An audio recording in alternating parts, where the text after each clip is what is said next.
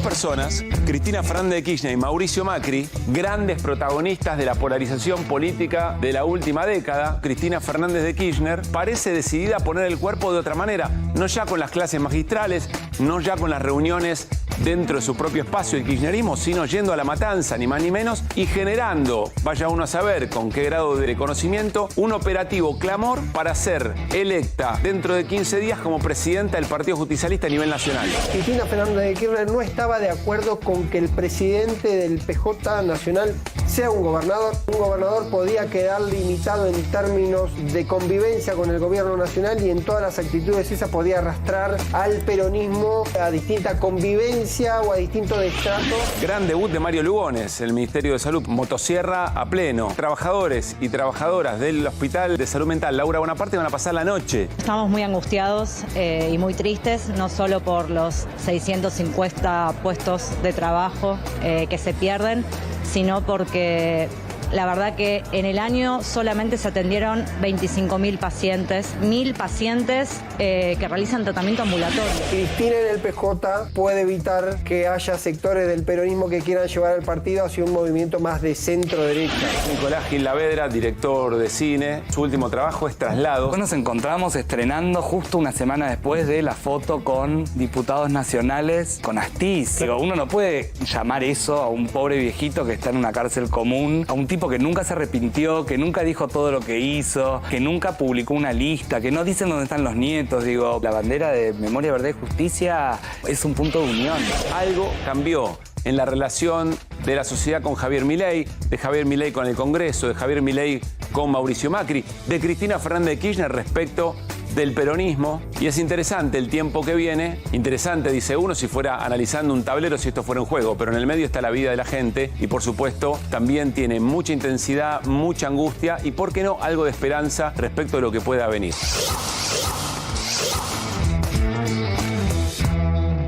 ¿Qué tal? ¿Cómo están? Muy pero muy buenas noches. Buen lunes, que es un montón, lunes por la noche, el arranque de la semana. Más allá de lo que tenemos preparado para la apertura, estaba repasando aquellas cosas que pusimos en juego, las historias que les contamos el viernes. Y pasa esto en la Argentina, que la sensación es que de un día para otro cambia todo, pero en el fondo seguimos discutiendo lo mismo. Son como distintos episodios de una narración que más o menos es la misma, o algunos laberintos que son los mismos. Bueno, todos y todas, y sobre todo el lunes, lo pensamos en este sentido. Cuando arrancamos la semana, cuando tenemos todo por delante después de la perspectiva y el descanso, hasta de la mente que nos da un fin de semana, todo ese reparo, todos queremos una vida normal, una vida previsible, una vida en la que sepamos más o menos qué vamos a hacer la próxima semana, que las cosas no van a variar tanto, cosas con las que podemos contar de un tiempo a esta parte. Pero en los últimos años, les diría, pero sobre todo en los últimos meses, la vida se nos ha vuelto un caos. Y vamos a tratar de repasar ese caos en las últimas 48 horas, si ustedes quieren 72 horas de la Argentina, y van a ver a qué nos referimos. En principio, ¿cuál es la definición de caos? Bueno, estrictamente es aquello que se vuelve impredecible. Impredecible e imprevisible, las dos cosas, que nos sacan la certeza de poder confiar en que más o menos las cosas van a tener una misma tendencia en el tiempo que viene. Parece poco pedir, pero es un montón. Hace a nuestra salud mental, hace a nuestros vínculos, hace a cómo nos llevamos con las cosas que nos rodean en el día a día. Vamos a arrancar por algo que no es propio de los últimos días, no es propio de las últimas horas, es propio del último tiempo y tiene que ver con el nivel de violencia verbal, de violencia discursiva, de violencia emocional en el que navegamos día a día a través de la política. La política se ha vuelto ese lugar donde, para captar la atención de algunos sectores de la sociedad, distintas formas de la violencia se volvió moneda común. Es la peor situación, es, les diría, lo más determinante en cuanto a una vida o a un país que está lejos de lo normal. Porque lo violento, la apelación a la emocionalidad violenta, el discurso violento, la agresión, todo el tiempo vuelve a lo que viene algo difícil de discernir. Es muy importante y es cotidiano. Y nos vamos acostumbrando y vamos naturalizando eso y no está para nada bien. Bueno, en las últimas horas, por otra parte, ha ocurrido algo con la salud pública. Si nos remitimos a mediados de la semana pasada, lo que encontramos fue un directorio de un hospital borrado de un plumazo porque le dio un bono de 500.000 pesos a trabajadores y trabajadoras de la salud, porque al hospital Laura Bonaparte de un día para otro le avisaron que se iba a cerrar. Pensemos esto, se puede hacer en un país normal. Si efectivamente un gobierno entiende que hay un hospital nacional que tiene que ser de alguna manera reestructurado o que no tiene sentido que exista. Bueno, primero se procura avisar a las familias y a las personas que están siendo atendidas allí. Miren, va a ocurrir esto, se les da previsibilidad. Estos tratamientos van a ser continuados en otros lugares. A los trabajadores de un hospital les dice, quédense tranquilos porque vamos a redistribuirlos en función de sus experiencias, en función de a lo que se dedican específicamente. Los vamos a ubicar en otros lugares. No, acá de un día para otro se avisa que se va a cerrar un hospital. En el Hospital Español, cosas similares. Veníamos ya con el tema del hospital de clínicas en virtud del financiamiento de las universidades. Todo esto genera un gran caos en un esquema de salud. Hoy nos va a visitar Mario Rovere, es un médico sanitarista, fue viceministro de Salud y nos adelantó algo para charlar aquí en QR, que es la siguiente definición. En la Argentina se rompió el pacto de salud. Un pacto que articulaba medicina privada, medicina a través de las obras sociales y, por supuesto, el sistema público de salud. Se rompió el pacto de salud. Una sociedad vive en el caos si no sabe dónde se va a poder atender en un sistema de salud. Mayor definición de caos y de lo imprevisible y el miedo que conlleva ese caos, creo que no hay. Bueno, sí, por supuesto, no saber si vas a comer a la noche o cuántas comidas vas a hacer en el día, algo que también es parte de la cotidianidad en la Argentina. ¿Dónde termina todo eso?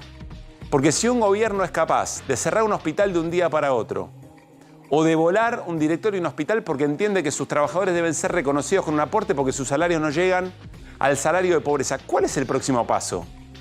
¿Qué es lo que puede ocurrir si todas las líneas fueron atravesadas y fueron corridas? Eso es parte del caos.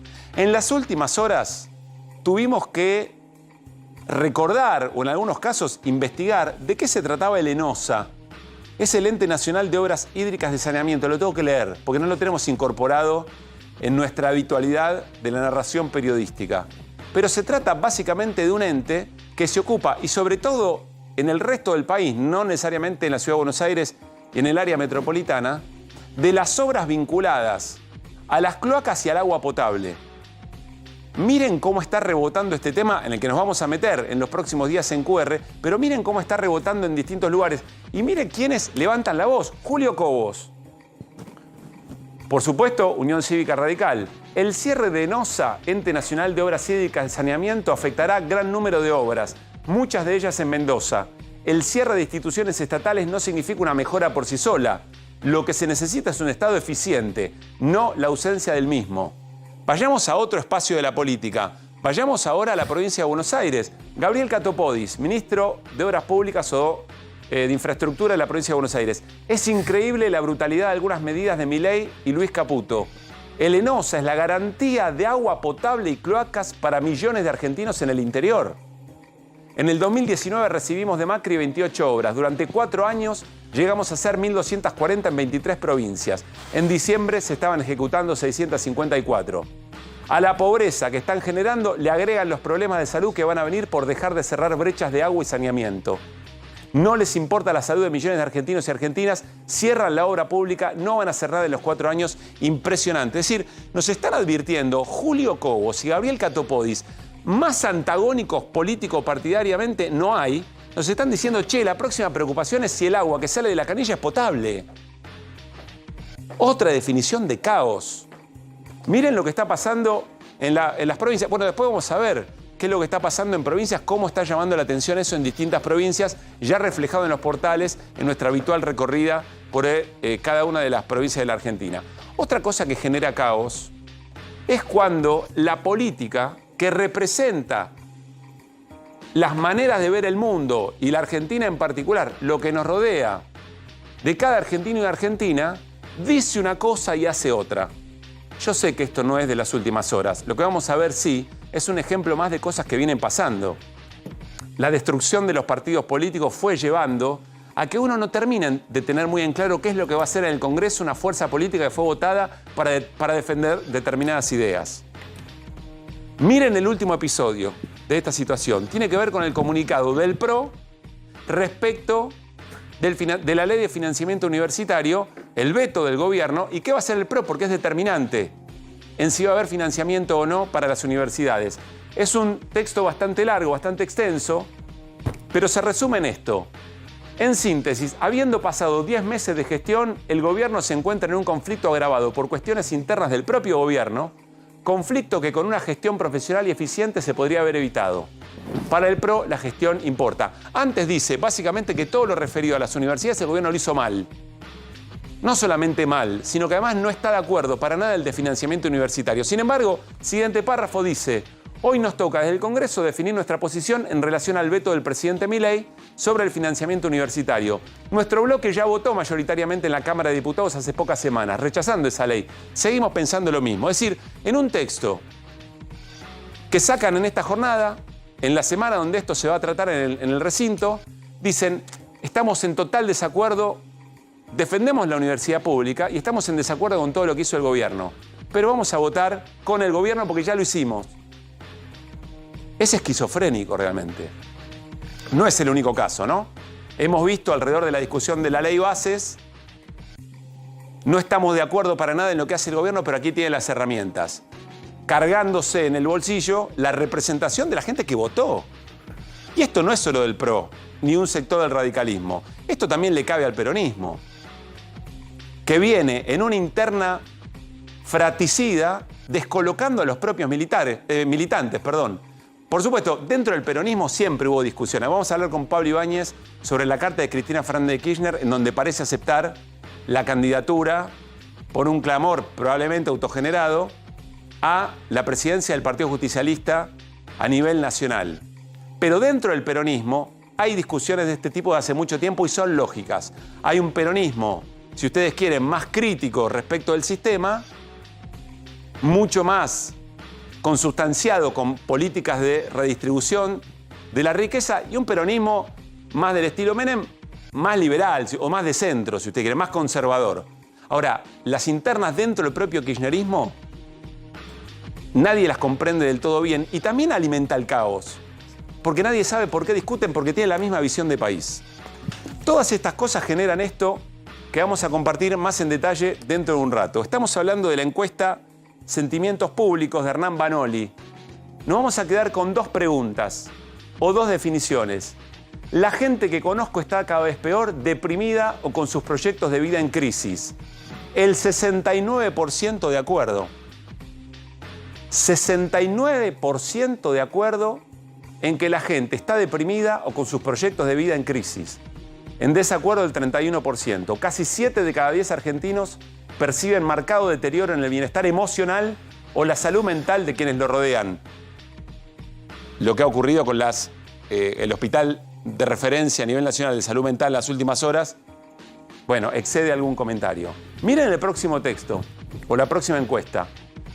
Entre jóvenes de 16 y 29 años, hice o estoy considerando hacer apuestas online para juntar un ingreso extra o pagar deudas. De acuerdo, 33%. En desacuerdo, 67%. Pero 3 de cada 10 jóvenes de entre 16 y 29 hicieron o consideran la posibilidad de apostar online por necesidad económica. Lo que está pasando en estos momentos en la localidad de San Pedro es probablemente debe haber un montón de factores, pero probablemente también una muestra de esta situación. Son 70.000 habitantes en San Pedro que estarían siendo víctimas de una estafa piramidal. Vamos a suponer que, número más, número menos, 20.000 de esas 70.000 personas son menores o incluso adultos mayores. Nos quedan 50.000 personas, más o menos. Bueno, casi la mitad de la población de San Pedro está vinculada en esta estafa piramidal. Miren entre tantas noticias, miren esto. Especialista advierte sobre estafa Ponzi a gran escala. En San Pedro es feriado cuando la China manda señales. ¿Quién es la China? Bueno, es una persona que cuando dice que en el marco de esta estafa piramidal se pueden hacer inversiones o retirar parte de lo que se puso, se paraliza todo San Pedro.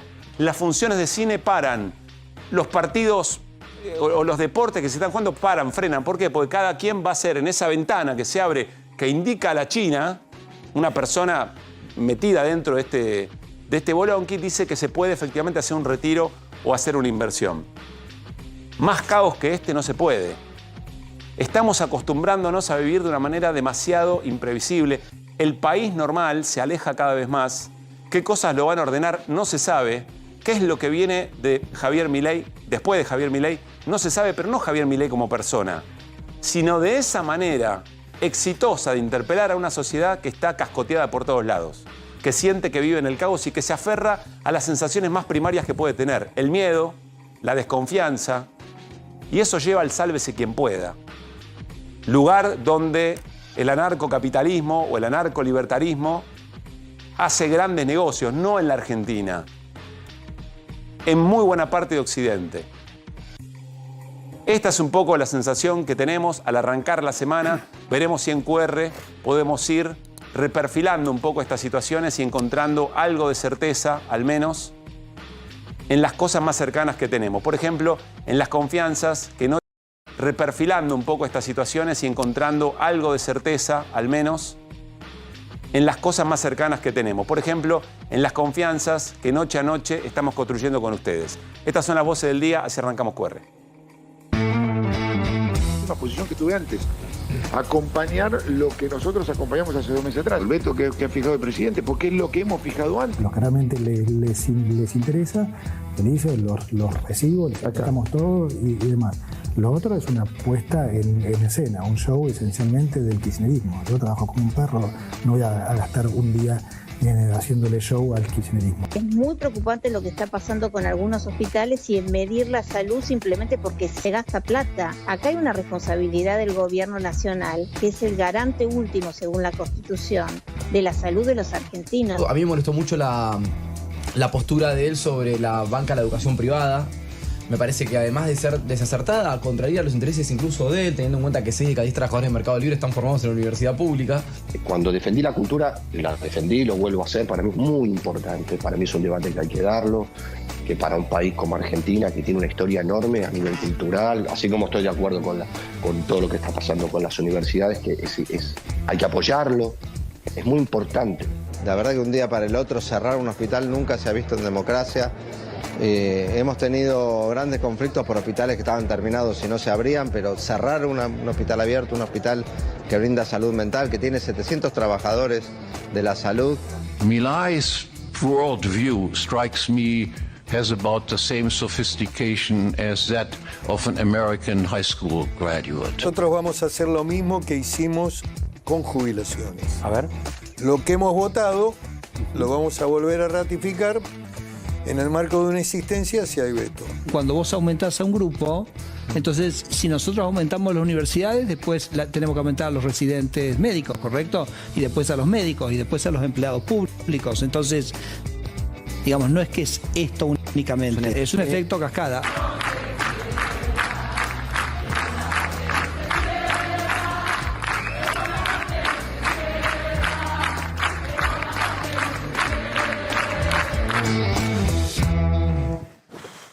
Muy buenas noches al equipo de QR. Pablo Ibáñez, Irina Hauser, Hernán Lecher, ¿cómo están? ¿Qué tal? Buenas noches. Muy bien. Me quedo con dos cosas. Antes de meternos en la historia del documento de Cristina Fernández de Kirchner y la candidatura a la conducción del PJ Nacional, me quedo con dos cositas de las voces del día. Primero, ese Jens Hermann Hoppe es uno de los que Milei permanentemente hace de referencia cuando habla de sus referentes. Un economista alemán liberal, más que liberal, digamos, uno podría decir también anarcocapitalista. Ese referente, Javier Milei, dice que Milei, bueno, dice cosas más bravas, pero que básicamente tiene, a la hora de leer el mundo, el mismo coeficiente intelectual que un estudiante secundario de Estados Unidos que sabemos que desconoce por completo lo que pasa a nivel internacional. Es fuerte. Con amigos así. Con amigos así, claro. No sé qué dirá el presidente de ese sentido, pero bueno, cuando nos hacemos la pregunta sobre cómo nos mira el mundo, cómo lo mira Javier Milei, ahí hay una respuesta. Y el otro es lo de Sturzenegger y el efecto cascada. Decir, no, ¿cómo yo le voy a dar a los universitarios, después me van a pedir los médicos, después me van a pedir los trabajadores del Estado. Es muy llamativo porque parece haber dos maneras, Hernán, ¿no?, de pensar la política.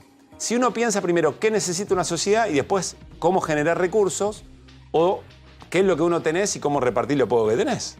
Sí, si haces esto segundo, básicamente terminás en ese análisis que hacía Sturzenegger. Es decir, es todo un problema si alguien me pide. Si a alguien le corresponde mejorar su ingreso, por ejemplo, los docentes universitarios que perdieron 30% de su poder adquisitivo, es un problema, porque después atrás vienen los demás y lo único que falta es que les tenga que también dar una recuperación a esos actores.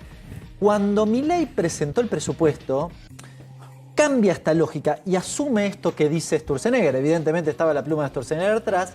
¿Que cuál es? Bueno, olvidémonos de los problemas que tenemos. Tenemos esta plata y vemos qué podemos hacer con esta plata. Y nos matamos todo por esa plata. Traslademos a mí no me gusta la comparación de Estado o gobierno y familia, pero trasladémoslo a una casa. Bueno, ¿qué es lo que hace uno habitualmente? Dice, bueno, acá hay que comer, acá hay que tener abrigo y acá hay que tener un techo para pasar la noche. Y en función de eso salís a buscar recursos para garantizar eso. No, el gobierno dice lo contrario. Dice, bueno, ahora ¿qué nos da? Y bueno, nos da para como una vez al día. Claro. Nos da para abrigarnos un poquito y pasar algo de frío en invierno. Y dice, bueno, no me reclames la cena porque tu hermano me va a reclamar. Claro. ¿Se entiende? Claro, está muy bien. Bueno, llamativo. Lo de Sturzenegger es parte del caos en el que estamos. Invito al señor Pablo Ibáñez. Charlamos un poquito del comunicado de Cristina Fernández de Kirchner. Vamos a la pantalla, dale. Y nos vamos a detener en un comunicado que de alguna manera dice, creo yo, una de las lecturas es: estoy dispuesta a dar la pelea por la conducción del PJ a nivel nacional, pero se arma esto, ¿no? El PJtris. Un Tetris peronista para saber cómo se ordena todo este juego, porque Cristina dice claramente, estoy dispuesta. Es de los originales esto, ¿eh? Este es de los primeros. De los primeros. ¿Cómo se llamaba este sistema? El Tetris. La vieja escuela de los jueguitos. Ah, sí. Bueno.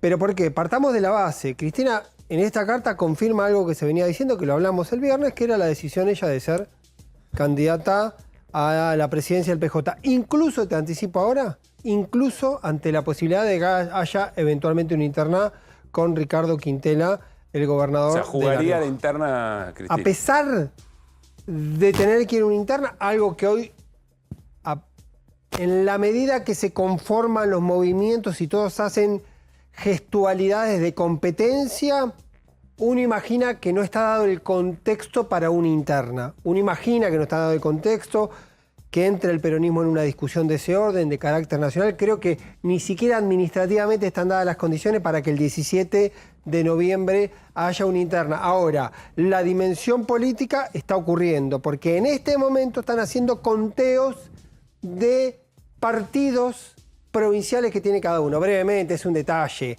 es un formalismo, pero para ser candidato a presidir el PJ tenés que tener el acompañamiento de al menos 5 partidos provinciales. Y cada uno, Cristina ya consiguió 8, y Quintela dice que ya tiene 6. Ya tiene San Luis, que tiene Neuquén, que tiene Misiones, que tiene Salta, que tiene La Rioja y que podría conseguir eventualmente los Mendoza. Partidos justicialistas de cada provincia. Claro, que tiene que validarte, no es que viene cualquiera y por solamente afiliado. Tenés que conseguir cierto volumen de partidos peronistas provinciales para vos poder registrarte como candidato. Quintela dice que ya lo hizo, que ya lo tiene, que ya está en condiciones de competir. ¿Qué está ocurriendo en este momento? Y ahí nos vamos a meter en el PJtris. Están faltando una conversación. El tema es si en algún momento esa conversación... Bueno, a ver, arranquemos. Arranquemos rápidamente. Esta es la ficha que viene, ¿no? Las primeras fichas. Son las fichas que vienen. Cristina Fernández de Kirchner ya cayó, ya se posicionó para ser candidata. Ahora viene la de Guado de Pedro. También un acompañamiento. Un acompañamiento.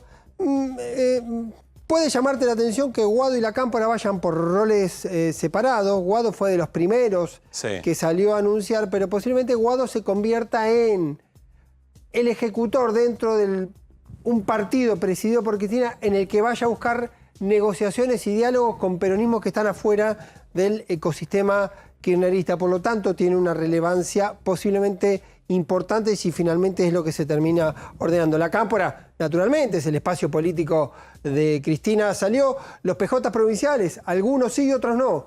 hay un pelotón ya a esta altura. El último que se sumó fue Santa Cruz, está Buenos Aires, está Santa Cruz, está Corrientes, Santiago del Estero, Acá Chaco. estamos hablando de la candidatura de Cristina. La candidatura de Cristina para presidir el PJ, 8 partidos provinciales. Los intendentes también rápidamente Ya salieron entró a rara mostrarse y esa ficha, acompañar. ¿no? Entró medio torcida ya la Entró ficha. medio torcida la ficha, van quedando algunos huecos. Me parece que simbólicamente que vayan quedando huecos hay un sentido. Acá empezamos ya otra velocidad y tiene que ver con Kicillof, que todavía no cayó la ficha. Claro. Yo creo que va a caer en las próximas horas, pero Kicillof está esperando que haya una negociación.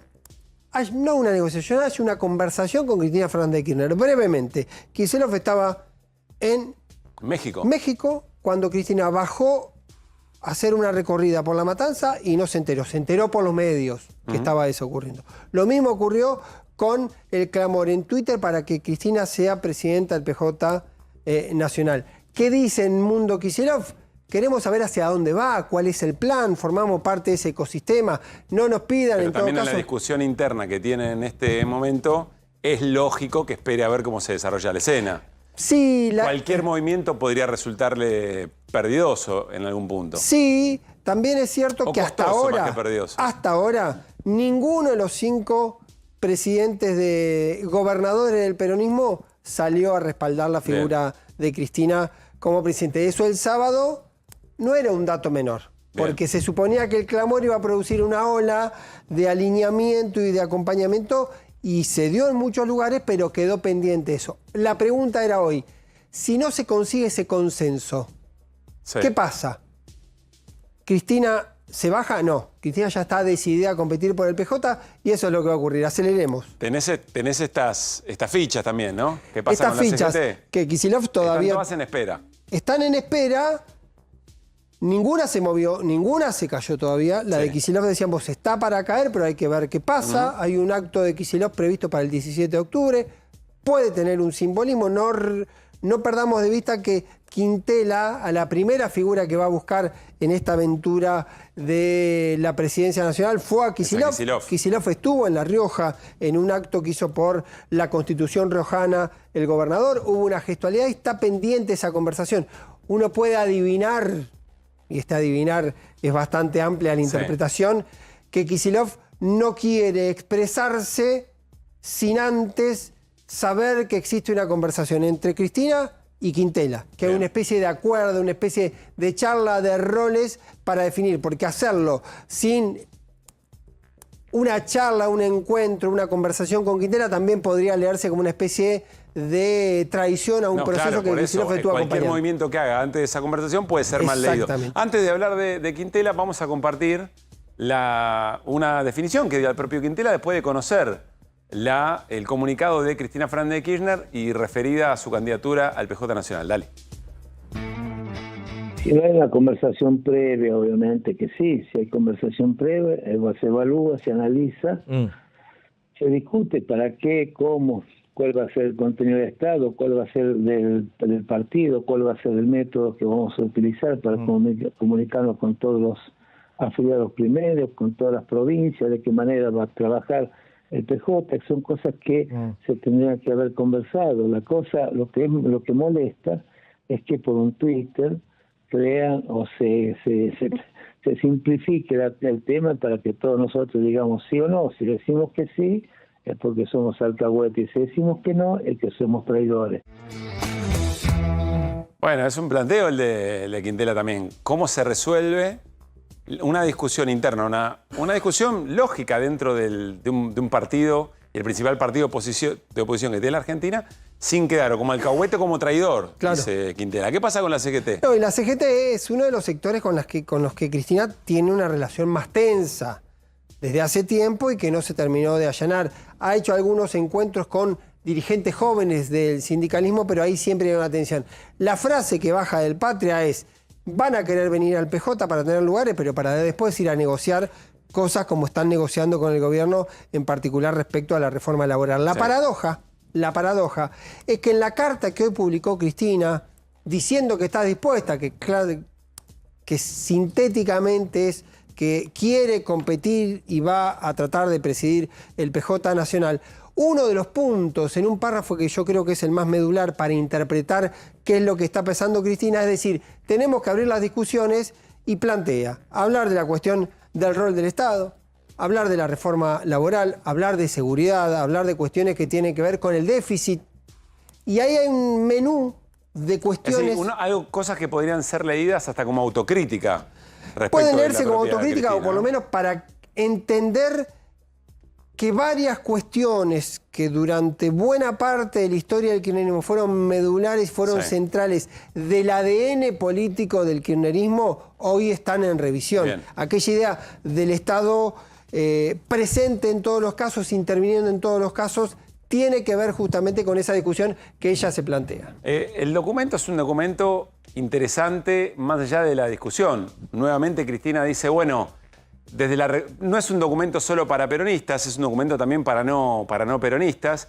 Hace una referencia de la recuperación de la democracia en el eje peronismo-antiperonismo. Se hace preguntas respecto del balotaje que son muy interesantes.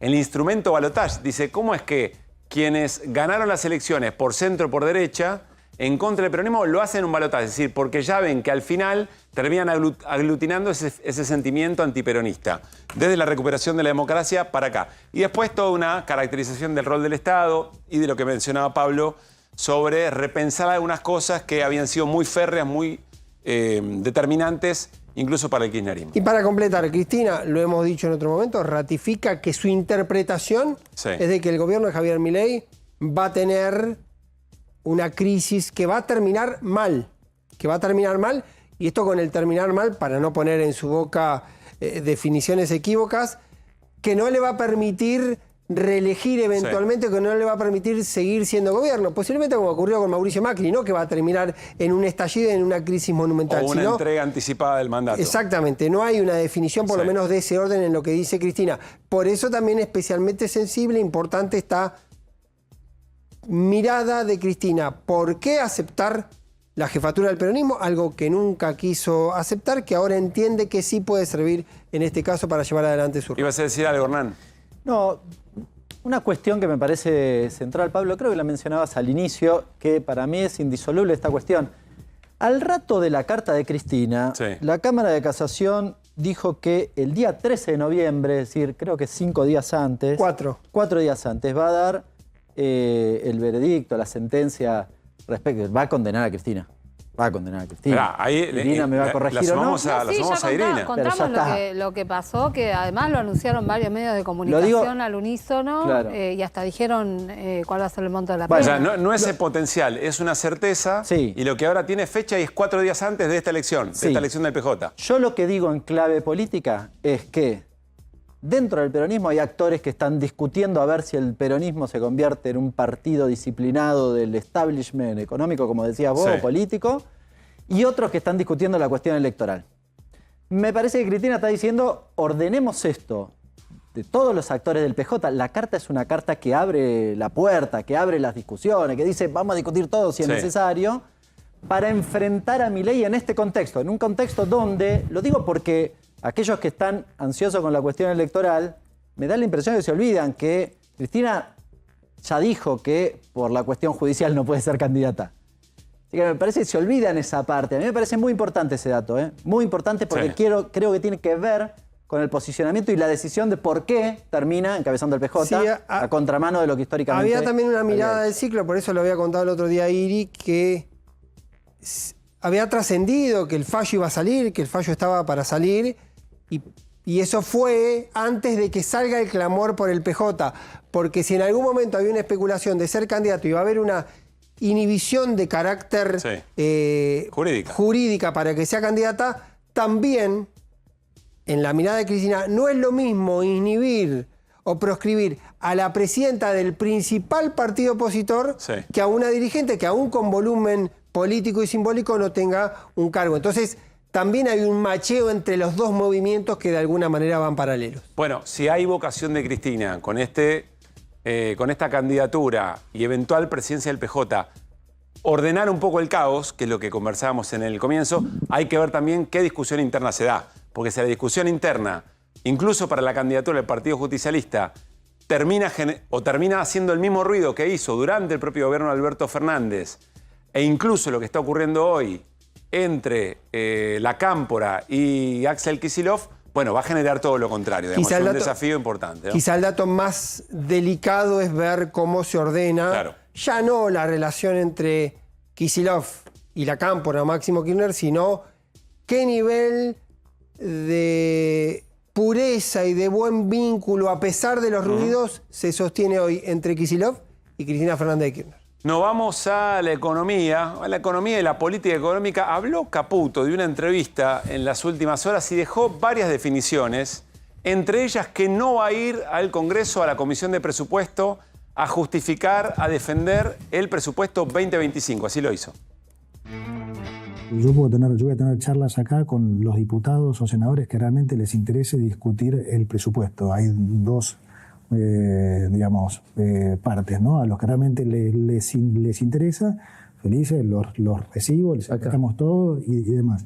Lo otro es una puesta en escena, un show esencialmente del kirchnerismo. Yo trabajo como un perro, no voy a gastar un día haciéndole show al kirchnerismo.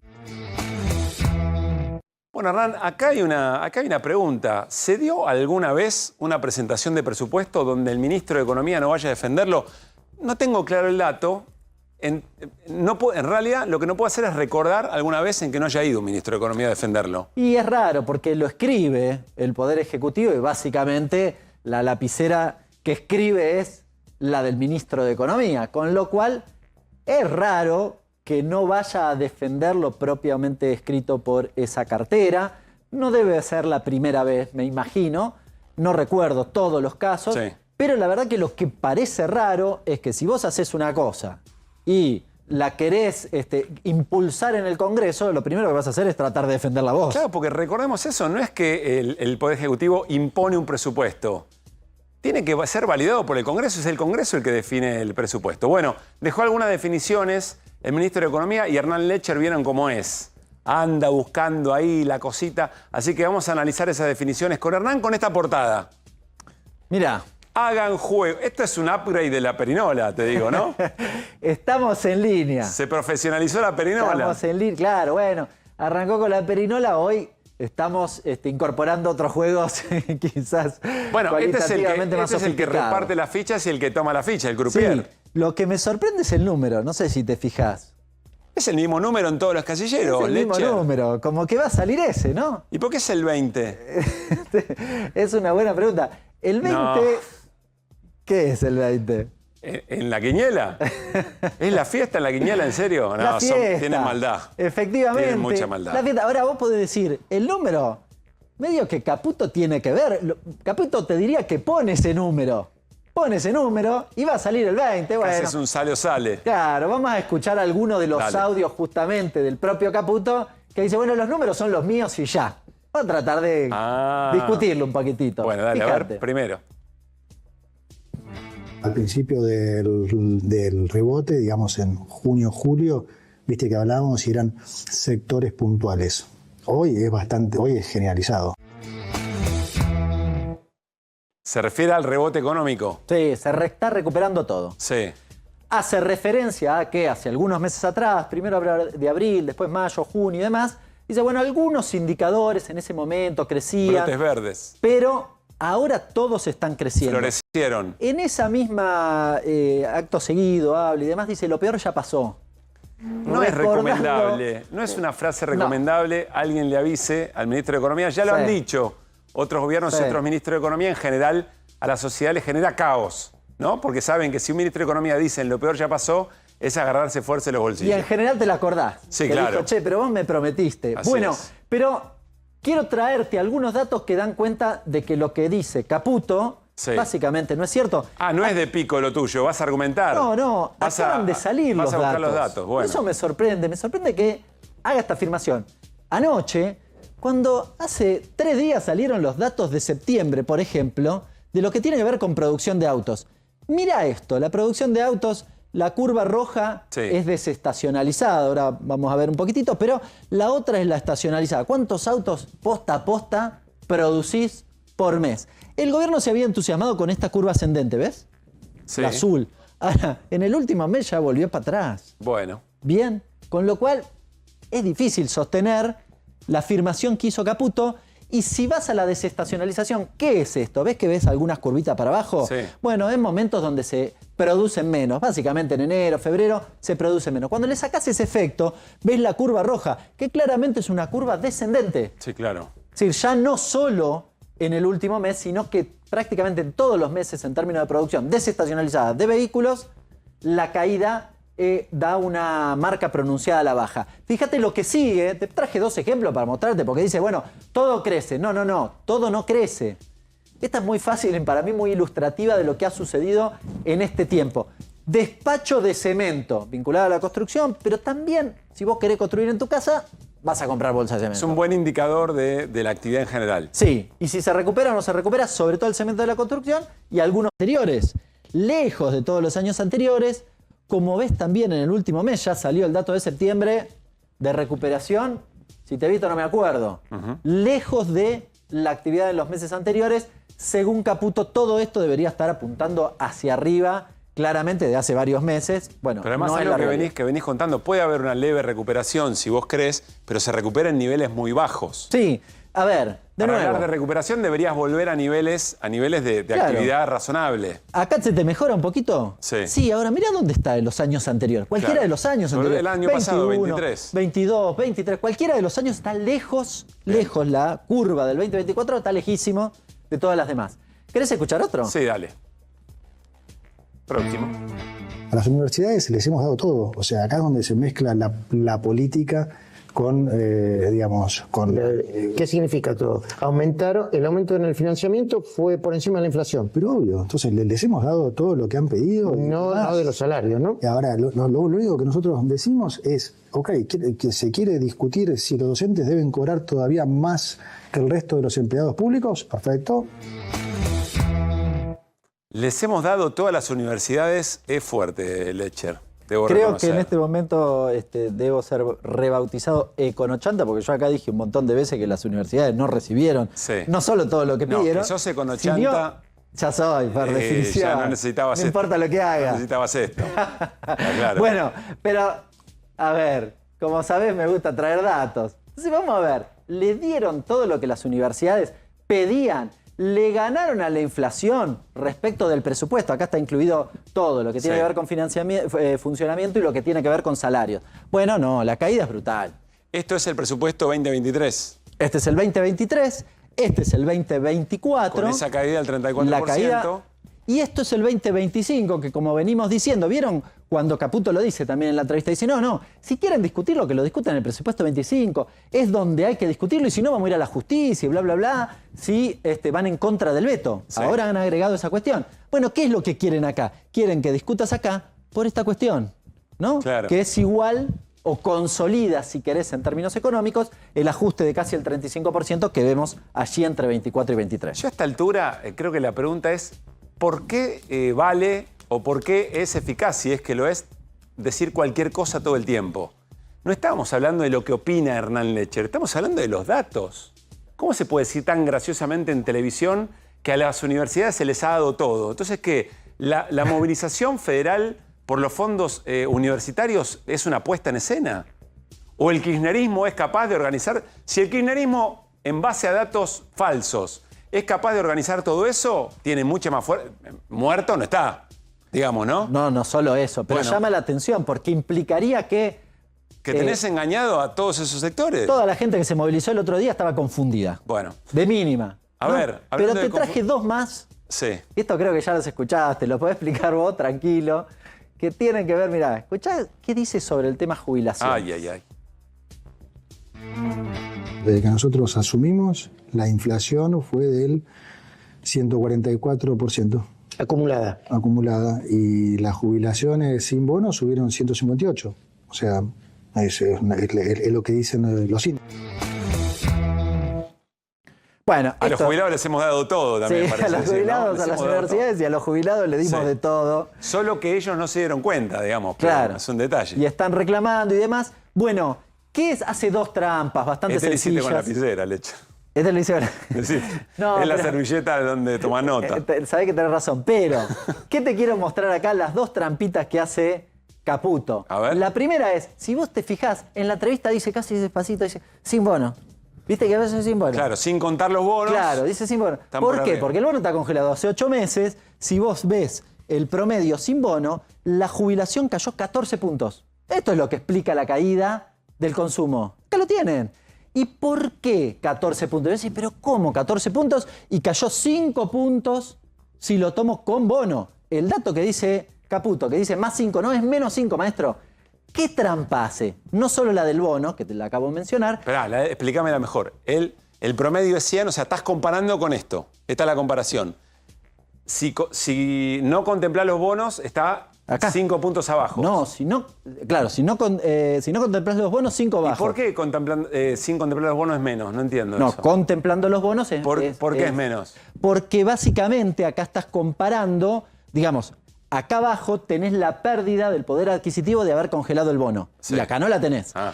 ¿Cuál es el tema acá? Que lo que hace Caputo, como hace Milei, compara un mes, el último mes de una actualización trimestral, con cualquiera de estos meses. Mentira, amigo. Si esta es trimestral, ¿ves que vos tenés una curva Sí, que hace así? sí. Tenés que comparar con el promedio trimestral. Claro. Cuando comparás con el promedio trimestral te da menos 5, no más 5. Bien. Sencillo, fácil, Es fácil. metodológicamente entendible. Que no engañen. Bueno. Y te cuento la última. Dale. Fíjate, escuchemos qué pasa sobre el tema salarios. Durante diciembre hubo una pérdida importante. En los últimos 5 meses el salario real le ganó a la inflación. A hoy, y estimando lo que pudo haber sido agosto, porque los números oficiales en realidad del INDEC llegan a julio, estimando, está prácticamente, recuperó todo lo que fue, digamos, la caída inicial de diciembre. Bueno, acá te traje dos, porque ya estaba aburrido de algunas cosas que ya te mostré. Sí. Cuando tomo el salario de todos los salarios, el no registrado, el público y el privado, en realidad la caída es de 13%. O sea, está muy lejos de haberse recuperado. El registrado, que es el que intenta agarrar Caputo, efectivamente, si yo tomo el salario promedio, está casi entre 2 y 3 puntos abajo. Vos decís, bueno, se recuperó bastante. Hoy se me ocurrió hacer un calculito, porque digo, no puede ser, porque si eso pasa, el consumo algo se tendría Sí, que recuperar. claro. ¿Qué hice? Lo ponderé por la cantidad de puestos de trabajo. Es decir, corregí considerando los despidos. Me da menos 6 puntos. ¿Se entiende? Sí, hay casi 4 puntos que le agregan los despidos, bien, que es masa salarial perdida justamente por los despidos que se produjeron desde noviembre hasta hoy. Y eventualmente, corregime Hernán, pero ¿no habría que medir los salarios y las jubilaciones por ejemplo, cuántos kilos de pan se pueden comprar desde que asumió Milei hasta ahora o cuántos kilos de carne? Es decir, en términos Sí. de lo que podés comprar. Sí, lo más que allá de lo acá nominal. está hecho en base a la canasta del INDEC, que Sí. incluye un montón de cosas. Y es un poco más razonable, pues yo tomo el pan o la carne, que estuvo bastante estable en el Está último bien, pero tiempo. quiero decir lo que podés comprar. Sí, efectivamente. Detrás de esto hay poder adquisitivo, poder de compra. Poder de compra de una canasta determinada. Lo podés hacer con determinados productos. No siempre te va a dar exactamente igual, porque depende cómo se haya movido el precio de ese producto en particular. Bueno, insistimos, gran trabajo de Hernán, ¿no? Hay que tomarse el trabajo de cada definición, si no se dejan pasar. Y todo el tiempo se dice cualquier cosa todo el tiempo, y es como una manera de hacer o construir una realidad que no ocurre. No porque lo diga Hernán, no porque lo diga QR, es porque lo dicen los datos. Pero estamos bombardeados por tantas noticias, tantas informaciones, tantas acciones, que a veces no da tiempo para hacer este ejercicio, pero es muy importante eventualmente para saber en qué realidad y qué suelo estamos pisando. Por ejemplo, lo que está pasando en salud. Ya está Mario Rovere para charlar con nosotros, médico sanitarista, una eminencia en el sanitarismo argentino, fue viceministro de Salud de la Nación, y vamos a conversar con él más allá de cada episodio, de las últimas horas, diría, no de los últimos, de las últimas horas, más allá de cada uno de esos casos, ¿qué es lo que está pasando con la salud en la Argentina? Vamos a retomar lo que nos decían profesionales del Hospital Garrahan la semana pasada, cuando despidieron de un plumazo a toda la dirección del Hospital Garrahan por haber dado a trabajadores y trabajadoras un bono de 500.000 pesos porque sus salarios están bajo la línea de la pobreza. Dale. Estamos atravesando un momento muy crítico en donde todo lo que significa el Hospital Garrahan, desde que todos conocemos, ¿no? Las 600.000 consultas por año que atendemos el equipo de salud, 10.000 cirugías, más de 100 trasplantes, el 50% de los trasplantes que se realizan en pediatría, el 40% de atención en cáncer infantil y todo el prestigio que ha ganado este hospital como centro de referencia que nos distingue en la región. ¿Qué es ser centro de referencia? Siempre se lo vincula de esa manera. ¿Qué es? Centro de referencia significa que por la casuística, es decir, la cantidad de pacientes que se atienden en cada especialidad y el nivel de especialización que tienen los profesionales del equipo interdisciplinario, se pueden generar conocimiento a partir de los estudios científicos, protocolos adecuados para distintos tipos de cáncer, por ejemplo. Entonces eso es lo convierte al hospital en un centro de referencia, de tal manera que a través de la red de telemedicina se puede alcanzar a nivel federal la conexión con todos los centros de salud pediátricos del país. ¿Qué tal, Mario? Buenas noches. ¿Qué tal? Buenas noches. Gracias por estar acá. Por favor. Insisto, más allá de lo que pasa en el Garrahan, de lo que pasa en el Hospital de Salud Mental, allí en Parque Patricios, de lo que está pasando en el Hospital Español, el Hospital de Clínica, ¿en qué momento está la salud argentina vinculada al impacto de las políticas de Milei? Bueno, para hacerlo sintético, diría, está en el 2001. Digamos, ¿En el 2001? 2001, 2002, porque se da un contexto muy parecido. Es decir, fundamentalmente el problema no es solamente la capacidad estática de los hospitales públicos de dar respuesta, sino que hay que tener en cuenta dos fenómenos. El fenómeno de desempleo, que reduce automáticamente el salario indirecto, con lo cual se pierden coberturas, y el fenómeno del empobrecimiento, y el fenómeno de los nuevos pobres, que no se lo está trabajando todavía, digamos, pero que fue muy importante en ese momento, porque son sectores sociales que no tienen equipamiento para enfrentar, digamos, estrategias de supervivencia como tienen sectores que han venido empobrecidos después de muchos años. El hospital, los hospitales, en este caso, no es solo que si sería o no sería oportuno revisar, mirar o qué sé yo, sino que hoy los hospitales necesitan ser expandidos, es decir, necesita multiplicarse la capacidad de respuesta, porque en realidad el total de población que tienen que atender es mucho mayor. Y también importa señalar que la gente imagina que el Garrahan es un centro de referencia, claro que lo es, obviamente, pero lo Bonaparte también, porque, digamos, hoy en la República Argentina, incluso referencia internacional, yo preguntaría quién más trabaja abuso de sustancias, quién más trabaja adicciones. Casi nadie se acuerda que fue el ex Senareso, digamos, o sea, un centro de referencia internacional sobre una problemática que con el empobrecimiento se complejiza, porque cuando uno tiene empobrecimiento, los primeros padecimientos son de salud mental antes de transformarse en enfermedad orgánica. Es decir, bueno, lo que decís, Mario, no es solamente el recorte al financiamiento del sistema público, es también el empobrecimiento de la sociedad y la demanda a un esquema de salud más empobrecido y más deteriorado. Tal cual. Este es el cóctel explosivo. Hoy necesitamos más hospital que antes, más hospital público que antes. Y hay menos. Sí. Y hay menos. ¿Se puede cuantificar, Mario, eso? Digo, no quiero un dato exacto, pero claramente hay nuevos pobres, claramente hay afectación con los salarios, por lo tanto seguramente gente que estaba en la salud privada va a otro formato. Digo, pero ¿se puede? ¿Hay alguna forma de medir eso? Por ahora esa demanda? La información viene sobre todo, digamos, las guardias están estalladas, los consultorios externos están estallados, y así todo hay situaciones paradojales, como por ejemplo hospitales donde gente no llega a su vez porque hay otra barrera anterior que es el precio del transporte, digamos. Entonces se produce en un juego que es difícil de ponderar por eso, porque hay, digamos, abandonos de tratamiento, citaciones que no se cumplen, digamos, sobre todo segundo anillo del conurbano muy fuertemente, y en el caso de Cava también con toda la diversidad que tiene Cava. Es prácticamente el distrito más injusto, más inequitativo de toda la Argentina, por las diferencias entre los que más tienen y los que menos tienen. Mario, ¿alguna vez escuchaste que un ministro de salud dictaminara, o un gobierno dictaminara el cierre de un hospital de un momento a otro?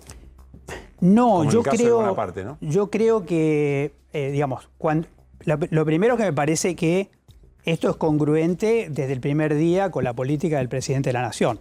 O sea, este es cayó un melón más, a jugar dentro de una serie de daños, porque hay que recordar el problema de los medicamentos para los jubilados, hay que recordar el problema, indigencia significa, canasta alimentaria significa no poder comer.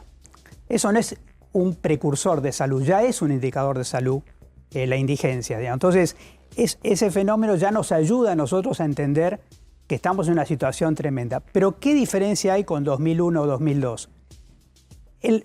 Los peores gobiernos que hemos tenido, cuando injuriaban intencionadamente el tejido social, desarrollaban mecanismos compensatorios. Menem lo hizo, vamos a decir así, claramente. O sea, el Ministerio de Desarrollo Social existe porque a mitad del periodo de Menem, con tremendo desempleo, hasta el Fondo Monetario, el Banco Mundial, el BID, estaban asustados y salieron a compensar. Nosotros hoy tenemos una injuria planificada sin compensación social, por parte del gobierno nacional. Y eso se nota claramente en medidas como esta. Mario, yo tiendo a pensar, corregime vos, o cuál sería la lectura, que cuando en términos de salud se abandona la salud, un poco lo que vos recién mencionabas, después lo terminás pagando mucho más caro. Claro. Lo pienso en clave económica. ¿Qué significa abandonar la salud? ¿Qué puede significarnos para los argentinos de acá 5 años, 10 años, no sé? Bueno, a ver, lo primero es que todavía no ha entrado a tallar lo ético y la justicia. Porque, cuando vos perdés una vivienda, cuando vos perdés las clases, cuando perdés cosas muy importantes. Ahora, cuando vos perdés la vida, estamos hablando de otra cosa.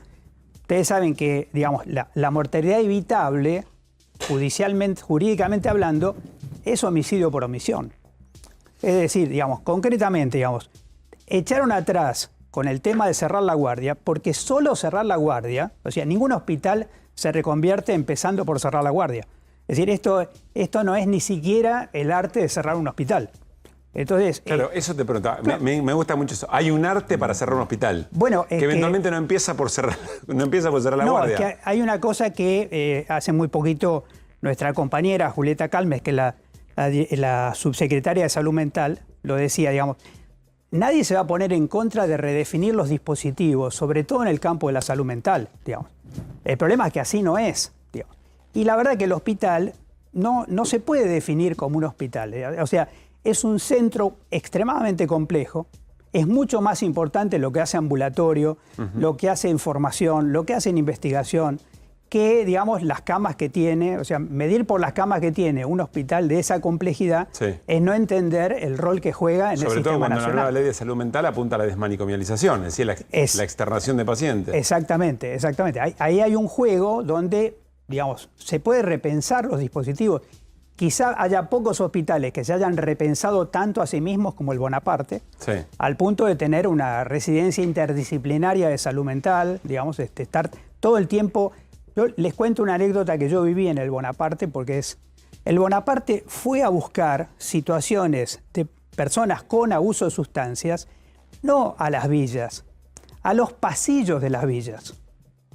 O sea, jóvenes que ni siquiera vivían en las villas, sino estaban afuera, o sea, estaban en los pasillos de las villas y fueron recuperados y se les generó todo un dispositivo de rehabilitación en villas de Cava.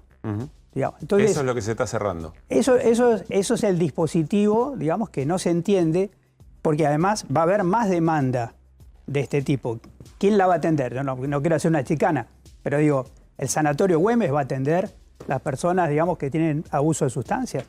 Sanatorio Güemes, socio de Mario Lugones, el ministro de Salud, es socio del Hospital Güemes, del Sanatorio Güemes. No, fue director médico del Hospital Güemes. Me parece muy importante lo que trae Mario, porque esto muestra que el hospital no es solamente la gente que está internada, ¿no? Porque hay este hospital, además en particular, que justamente va a los barrios. Esta es una característica del Hospital Bonaparte, que además capacita, o sea, que va a los barrios, que capacita. Y que ha tenido como característica, y te diría que haciendo honor a su nombre, que en los tratamientos para consumos problemáticos se ha mantenido en una línea respetuosa de los derechos humanos, porque una característica de muchos lugares donde se hacen tratamientos justamente para las adicciones es que terminan convirtiéndose en lugares de encierro. Y la característica del Bonaparte es esa, que ha sido hiper respetuoso y ha generado toda una política en este sentido. Perdón que me metí, no, pero me parecía como destacable ese aspecto, ¿no? Entonces no es que se está cerrando un lugar de internación. Claro.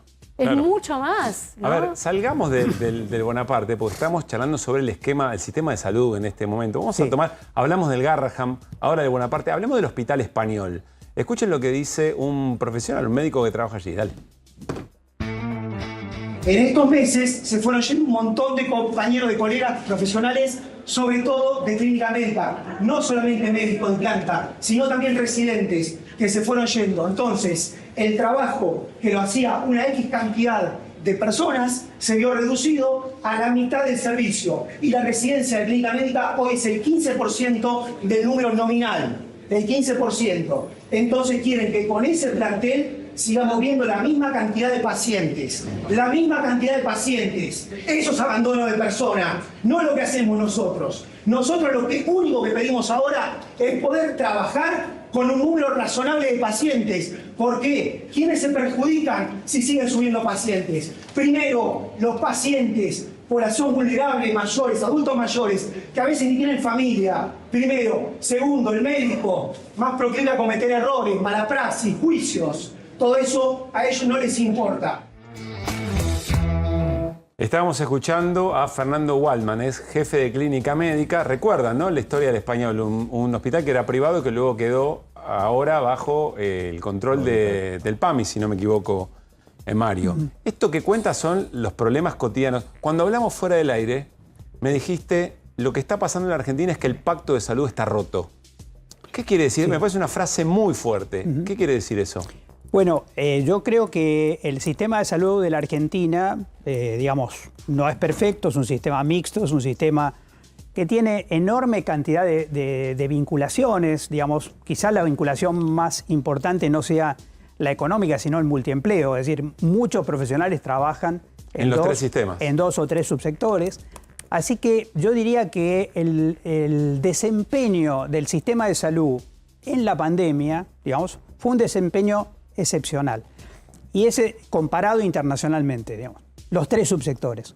Y ahí hay un factor... Hablamos de sindical, obras sociales sindicales, privado y público. Tal cual. Y ahí hubo una serie de cruces muy importantes, de subsidios muy importantes, que, digamos, el sector privado no se hubiera mantenido en pie sin el subsidio del sector público, digamos, de tal manera que... El Güemes, por ejemplo.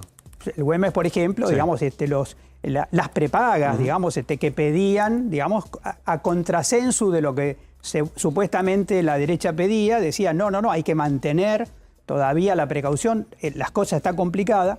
Recuerdan el tema de las clases sí, clases no, digamos, en ese momento las prepagas decían, no, hay que mantener la prudencia porque esto nos estalla a todos. El sistema fue solidario en ese momento, entonces a mí me parece que en este momento, estas medidas en particular, quiero decir, hay más medidas porque contrarias al pacto, podríamos decir así, como es lo que está pasando con las obras sociales, pero sería abrir todo otro programa, digamos, sobre lo que piensan hacer con las obras sociales, las prepagas, etcétera. Pero digamos, es romper cierto pacto que por muchos años mantuvo en equilibrio el sistema de salud, un buen desempeño en la pandemia, digamos, considerablemente solidario, quizá porque nos une más el espanto que el amor, pero lo real es que así fue. Y ahora, digamos, de repente, yo entiendo que esto esté en el marco fundamentalmente de la decisión del presidente de la Nación, pero sale a romper el sistema de salud de la Argentina, se rompe un pacto, y al romper ese pacto, todos los actores se van a reposicionar. De una manera u otra, digamos, van a buscar salvar su pedacito del juego. ¿Y quién pierde? Bueno, la población argentina, sin lugar a duda. Es decir, digamos, los pacientes, los afiliados, las personas que tienen únicamente cobertura del sector público, digamos, porque se rompe ese entramado que muchas veces hasta informalmente se resuelve, lo que no se resuelve acá, se resuelve por este otro lado. Todo ese entramado, digamos, está en este momento, para decirlo así, está en jaque. Digamos, se lo está atacando en su corazón, digamos, y probablemente eso va a generar una serie de consecuencias muy riesgosas. Pablo, la última. No, me quedé pensando, vamos a tener que tener esta charla en algún momento, pero el argumento político del desembarco de Lugones era que detrás había una especie de acuerdo en las prepagas y a las obras sociales sindicales justamente por algo que vos empezaste hablando. Deterioro por los ingresos de salario, por lo tanto baja la recaudación de las obras sociales y de las prepagas y una pérdida de algunos afiliados. ¿Cómo se va a ordenar el sistema? Lo que te dicen es que Lugones viene a tratar de salvar ese sistema, todo lo que es el sistema privado de prepagas y obras sociales. Estoy pensando cómo afecta ese plan sobre el resto del sistema de salud y qué impacto puede tener en cuanto a la demanda y a la precarización todavía mayor del sistema de salud. Mi impresión, pero es un poco, digamos, por ahora falta datos, digamos, para pero, digamos, mi impresión es que sale a romper el sistema solidario de la seguridad social, digamos, donde va a haber, de alguna manera, quienes creen que se pueden salvar solos, pero claramente eso va a ir al corazón de la CGT. Digamos, recordemos en la década de menemista, digamos que mientras la CGT miraba para otro lado cuando se desarmaba el aparato productivo, no le dejó pasar a caballo la ruptura del sistema de obras sociales. Digamos. Es decir, que sería muy raro en este momento imaginar que ahora, digamos, todo el mundo gremial va a mirar para otro lado cuando, de alguna manera, como se está planteando ahora, se diga que uno puede entrar, como eran antes las AFJP, digamos, yo me empleo hoy y hoy me afilio una prepaga directamente poniendo todo mi aporte ahí. O sea que para vos el golpe es al sector público. Ese es el golpe fuerte. Yo creo que al sector público, pero también a los sindicatos medianos y pequeños. Claro. Mario, gracias por haber venido. Por favor, ojalá pronto tengamos una nueva charla dentro de un tiempo a ver cómo evolucionaron estas cosas. Porque va a ser muy importante y el deterioro parece ser muy veloz. Muy veloz, lado, ¿no? Muy veloz. Gracias, Mario, en serio. Por favor, al contrario. İstanbul'a mı gider sence? Başka nereye gideceğiz? Buraya gelecek hali yoktu ya. Çok istesek gelir bence.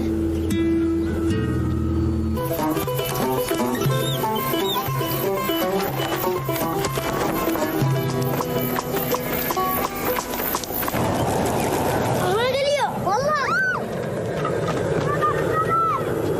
Bura bak bura. Gel.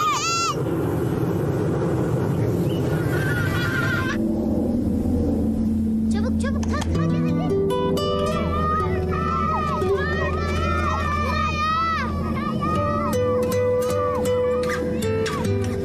Gelmiyor.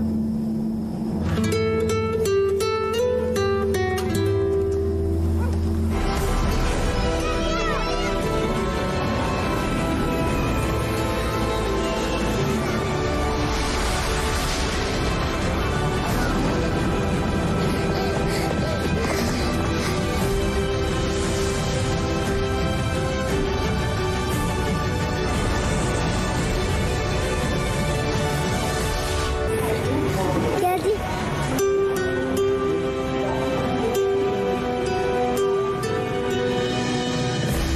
Türkiye'de uçmadığımız tek bir yer kalsa dünyada en çok noktaya uçmuşuz. Ne fayda?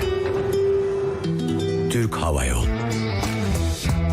Bueno, la última definición es clara, aunque toda la imagen y toda la narrativa también lo es. Pero si no llegás a todas las partes de tu propio país, ¿qué sentido tiene volar en todo el mundo? En referencia a aquellos lugares donde para un privado no es rentable, pero la responsabilidad de una aerolínea bandera, para ser precisos, la mayoría de las acciones son del Estado turco, tiene participación privada, pero lo que determina efectivamente es esa importancia.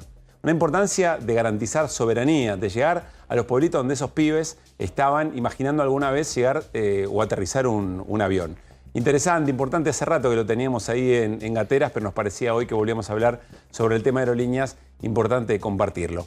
¿Qué es lo que pasa con pilotos echados de aerolíneas, Irina? ¿Cuál es la novedad? Bueno, volvemos a hablar de esto porque la jueza Estela Maris Vulcano, que es una jueza laboral, ordenó reincorporar a 3 pilotos de aerolíneas que habían sido despedidos en el contexto de justamente de las medidas de fuerza. Y esto es lo que dice la jueza en la resolución, ¿no? Es una medida cautelar pero que de alguna manera deja sentada que es un despido discriminatorio porque lo que se está tomando es una medida antisindical y violatoria del artículo 14 bis de la Constitución, ¿no? Lo dice expresamente y por eso ordena reincorporarlos en las mismas condiciones de trabajo en las que se venían desempeñando.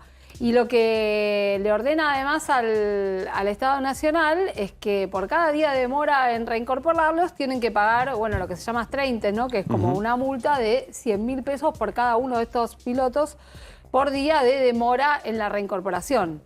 Bueno, es previsible que haya una apelación, pero el contenido del fallo en este momento es muy significativo, ¿no? Respecto, primero, a que vuelve a señalar que es un despido que se produce en medio de medidas justamente gremiales. Sí, un conflicto gremial, claro. En medio de un conflicto. El 12 de septiembre fueron desvinculados estos 3 pilotos y y otra cosa a la que hace alusión es a que se produjo esta decisión aún antes de que el gobierno declarara la cuestionada después también, hiciera la declaración de esencialidad del servicio de aeronavegación, ¿no? Que después también fue cuestionada judicialmente y por un fallo.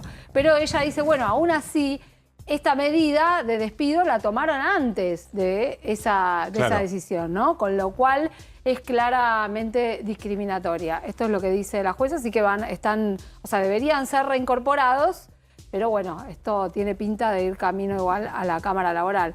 Y probablemente esto explique también por qué hay tanta preocupación por generar un fuero laboral que hoy habrán visto en algunas noticias en la ciudad de Buenos Aires, ¿no? Claro. Porque no gusta el fuero nacional. En general, el fuero trabajo. nacional laboral tiene la cancha no inclinada en favor de las empresas, digamos. Suele tener fallos en general pro trabajodores, Mira, por decirlo de alguna manera. Está repartido, pero cumple, digamos, la función de protección de los derechos de los trabajadores.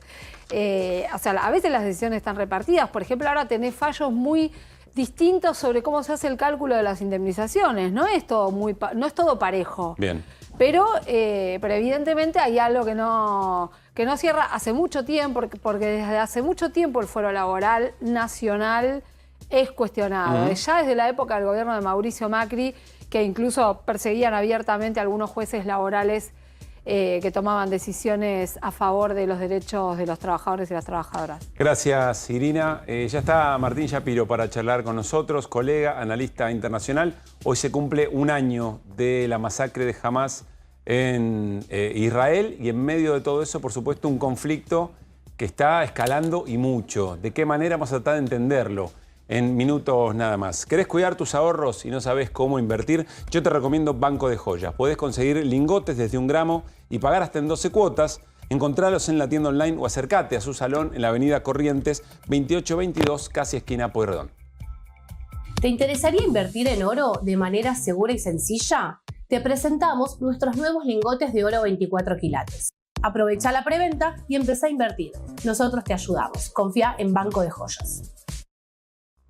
Muy bien, se acerca Martín Shapiro a la pantalla. ¿Cómo anda, Martín? ¿Cómo estás? Bienvenido y gracias por venir. Gracias por la invitación. Bueno, a ver, vamos a tratar de explicar y situarnos en el mapa. Si querés correr un cachito más atrás, Martín, así podemos ver bien el mapa. E insisto, hoy se cumple un año de la masacre del ataque terrorista de Hamás sobre Israel, en esa zona de Kibutz, en la frontera con la Franja de Gaza. Y el gran desafío es tratar de entender qué significa esa masacre en el conflicto general que ha escalado y mucho. Martín, ¿por dónde te parece a una audiencia, como yo también, que quiere entender de qué se trata este conflicto, qué derivaciones tiene y qué lugar ocupa efectivamente esa masacre?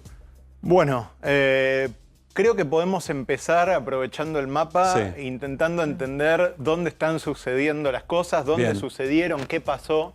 Ahí hay una marca muy pequeña en el sur de Israel. Creo que tenemos un mapa un poco más grande. Mediterráneo, Decime, Woody, que es la Franja de Gaza. Acá está.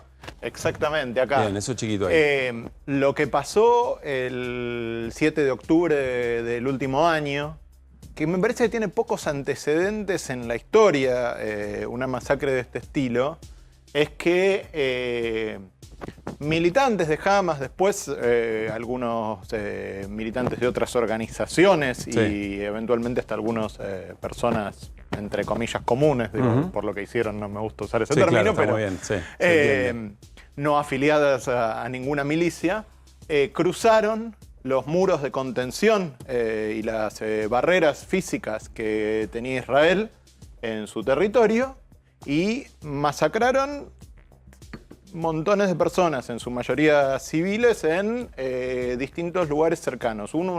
Principalmente kibbutz, que son pequeños poblamientos con un sistema bastante comunitario de producción, y una fiesta electrónica que estaba sucediendo en el desierto. Esta masacre tiene esta particularidad, que es que uno conoce de atentados con muchas víctimas por una bomba o el caso de las Torres Gemelas, contra un objetivo determinado, pero no tenemos muchos estos hechos en los cuales entra gente a disparar y matar la mayor cantidad de gente posible sin otro objetivo que generar esas matanzas, eventualmente tomar rehenes, es decir, maximizar el daño a las personas.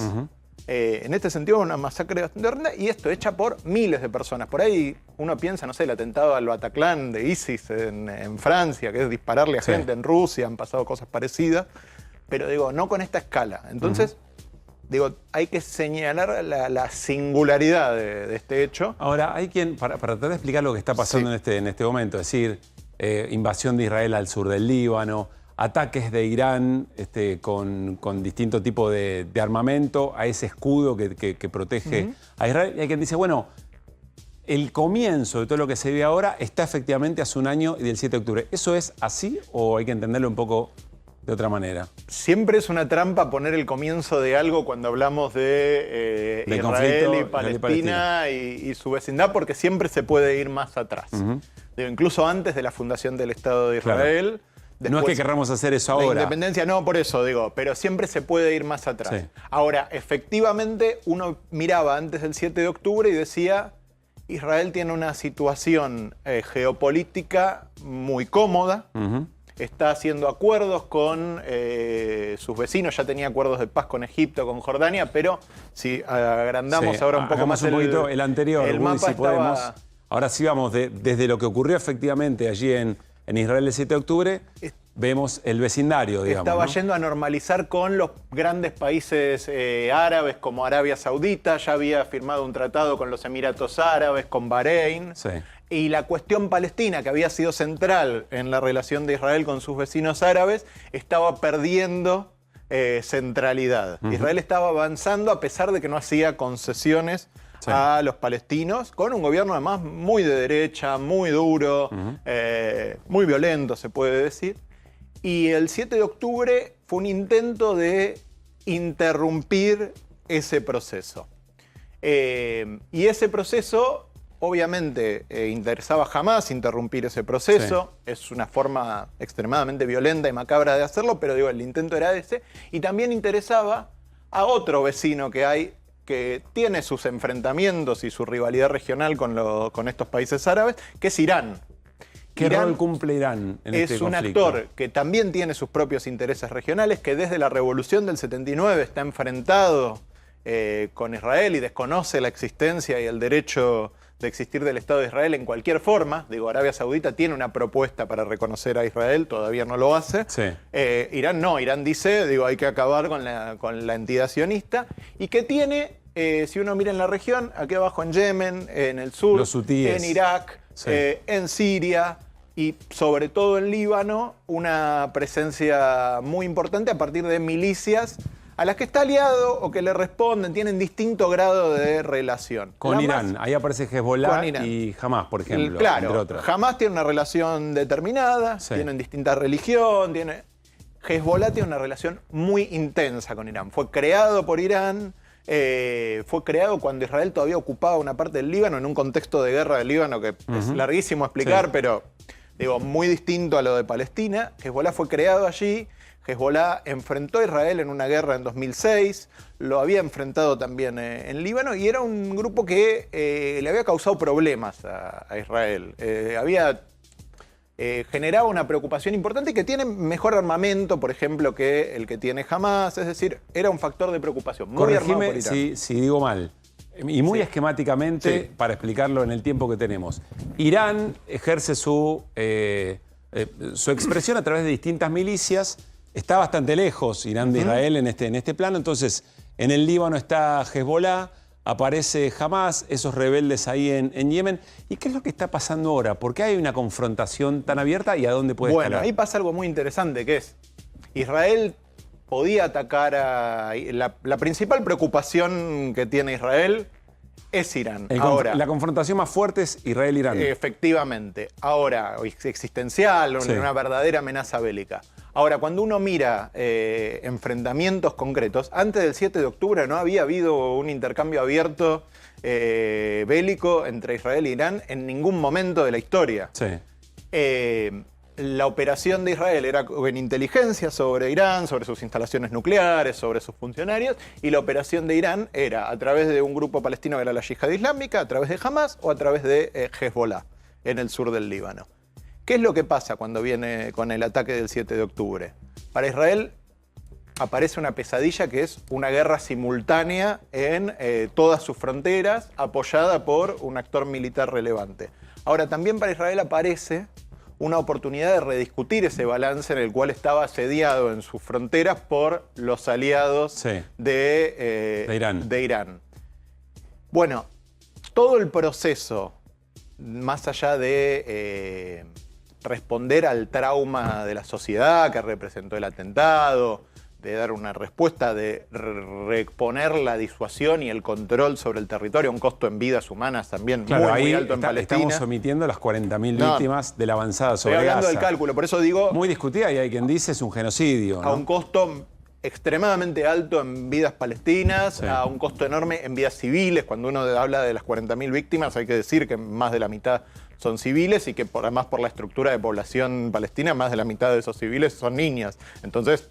Más de la mitad de las 40.000 víctimas son niños. Más de la mitad de las 40.000 víctimas son civiles, y de los civiles más de la mitad son niños. Entonces, nada, no hay que minimizar eso de ninguna manera, solo trato de explicar el cálculo estratégico. Sí, queremos entender un poco el conflicto. Si para Hamás era un intento de volver a poner la cuestión palestina en el centro, para Irán era la oportunidad de aumentar la presión sobre Israel, para Israel la guerra es el intento de restablecer la disuasión, y una vez que alcanza objetivos militares en Gaza, también rediscutir los balances regionales. Si desde 2006 Israel tenía un problema en el norte de su territorio, que era Hezbollah, que lo ataca, y Hezbollah empezó a atacar el 8 de octubre, antes de que Israel hiciera nada en la franja de Gaza. Lo ataca, que tiene su milicia puesta directamente en la frontera, que obligó a evacuar a 60.000 israelíes. Israel dice, bueno, este cálculo no es aceptable para mí, esta preocupación no es más aceptable. Y entonces, una vez que, vuelvo a usar palabras complejas, acomoda, digamos, bélicamente la situación en Gaza, con los enormes daños que se generan a la población civil, con ese enorme costo de vidas humanas, lo que empieza a hacer es rediscutir sus términos de que se involucra con Hezbollah y con Irán. Pregunta, Martín, ¿qué es lo que puede pasar? ¿Cuál es el escenario en el tiempo que viene? Bueno. O los posibles. Hablemos de los factores. ¿Qué puede pasar? Israel está mostrando una enorme capacidad de avanzar sobre lo que construyó Hezbollah a lo largo de más de una década. Entonces ahí hay un activo de la propia organización, que perdió sus principales líderes a manos de Israel, que perdió su infraestructura, que perdió sus combatientes. Israel quiere avanzar en eso, Hezbollah va a querer resistir. Con lo cual, lo que tenemos es ya una guerra en Líbano que, de acuerdo al mandato para los israelíes que se aprobó, es limitada, pero es difícil pensar cuánto se puede mantener limitada una campaña de bombardeos masivos. Creo que ahí hay un potencial de muchísima violencia y muy complejo. Y después está qué tiene que hacer Irán para mantener su ascendiente, para seguir representando a estos grupos a los que patrocina, si es suficiente seguir pasándole armas como puede, o si tiene que apoyarlos militarmente de mayor manera. Y para Israel también la oportunidad de rediscutir los términos en los que se involucra con Irán. Entonces empezamos a entrar en un terreno que es el del enfrentamiento directo. Y acá tenemos dos hechos que son, en abril, la muerte de un general, el asesinato de un general de la Guardia Revolucionaria en el consulado en Siria, que motiva un ataque de misiles y drones muy anunciado. Digo, uno ve en esos dos episodios un intento de que la situación no escale.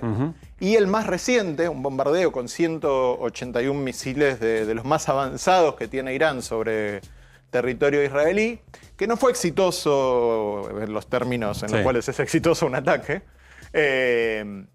pero que fue un ataque, digamos, menos anunciado, más duro y que puede ser interpretado también. O sea, por mueve Israel. La próxima que Israel. Obliga a Israel a mover y que Israel puede mover buscando que eso no escale, como me parece que igual sigue haciendo Irán, que es un intercambio violento, digo, una discusión en los peores términos.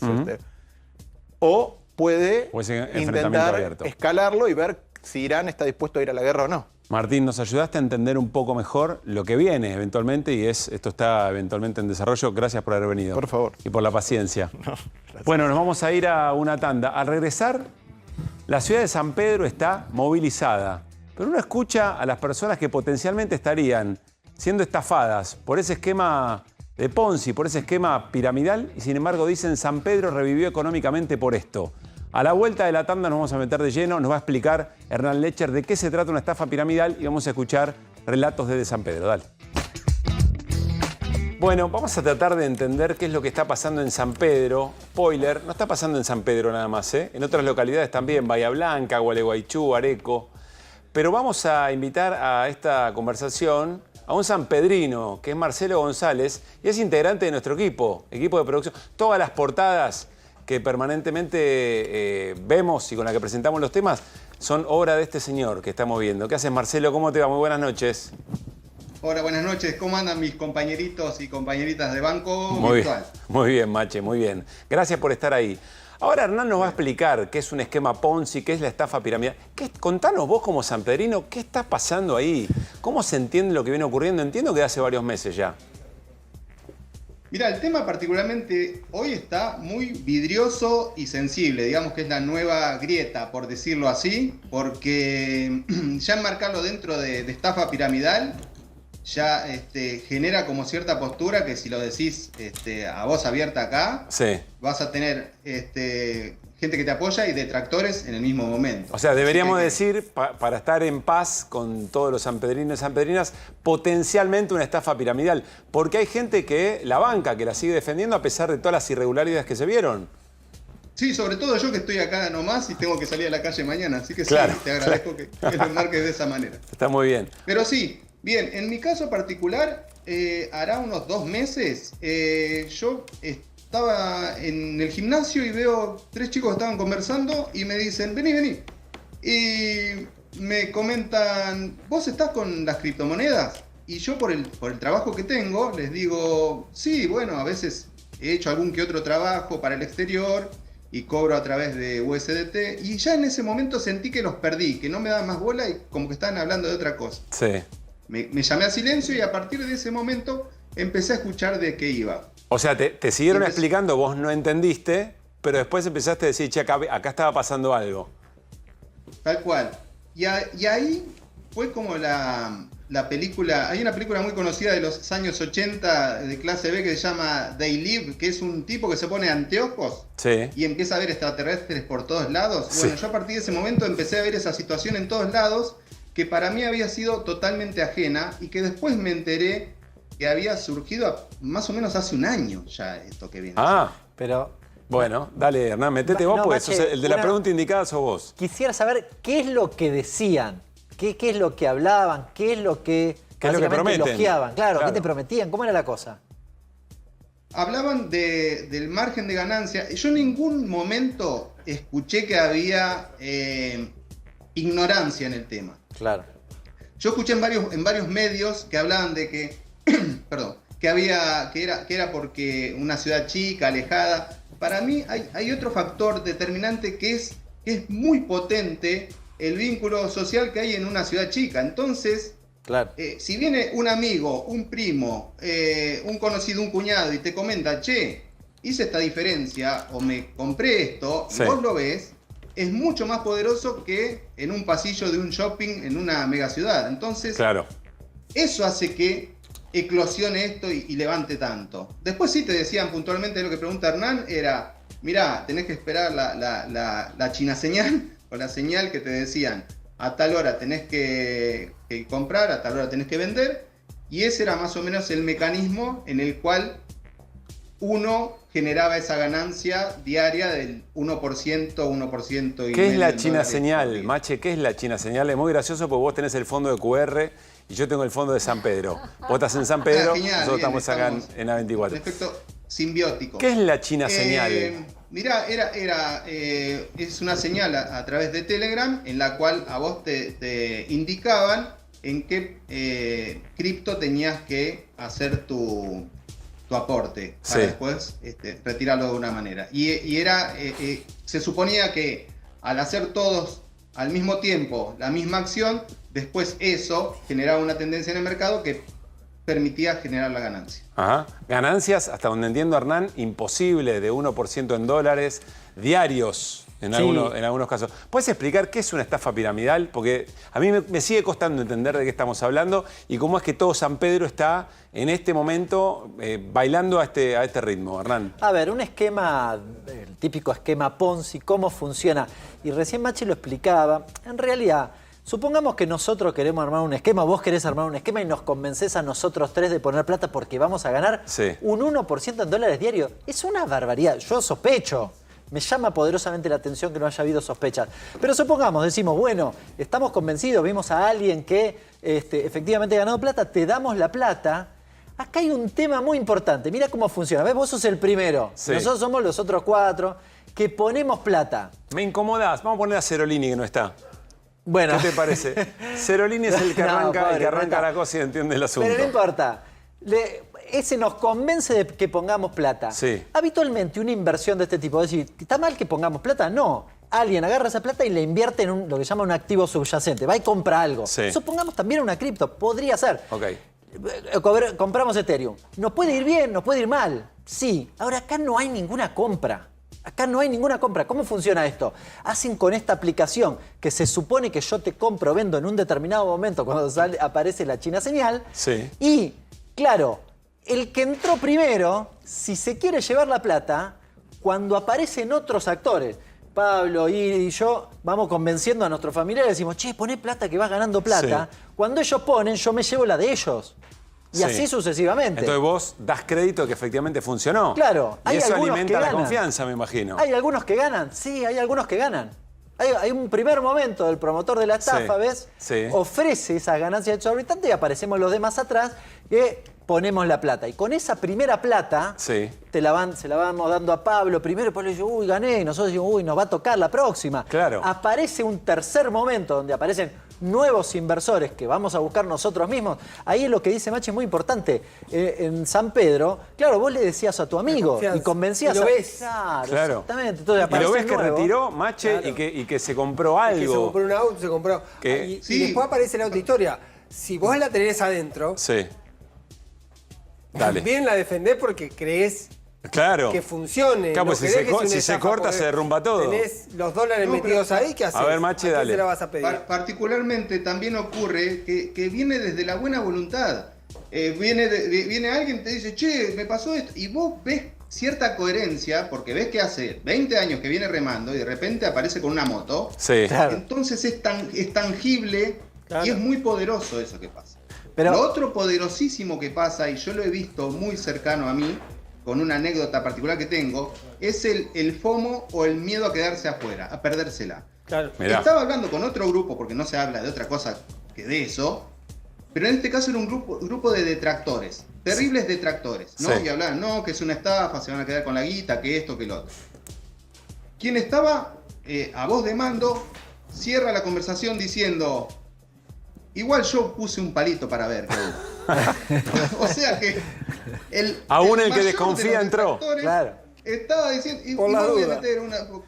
Entonces, eso también es muy llamativo para mí al nivel que cala en lo profundo de las personalidades, de ese temor a decir, uy, che, toda mi conciencia me dice que esto es un verso, pero mi emocionalidad me tira para ahí. Claro, capaz que entro y salgo rápido y la emboco. Yo no sé si tanto. Yo creo que se juega una cosa más emocional, que es yo no quiero ser el logi que no la vio. Sí, claro. Tal cual. Y una cosa importante. A ver, el que se llevó la plata y se compró la moto, le salió bien, porque a alguno le tiene que salir bien, si no, no funciona el esquema, ¿se entiende? Sí. No es que no ganó. El problema es que ese se llevó la plata del que vino después. Claro. Así de sencillo. Y el que vino después no está más.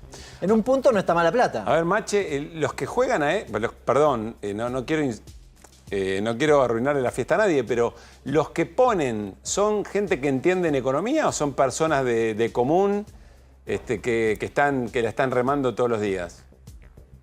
Vi de los dos casos, de gente totalmente ignorante y de gente que realmente entiende. Sí, claro.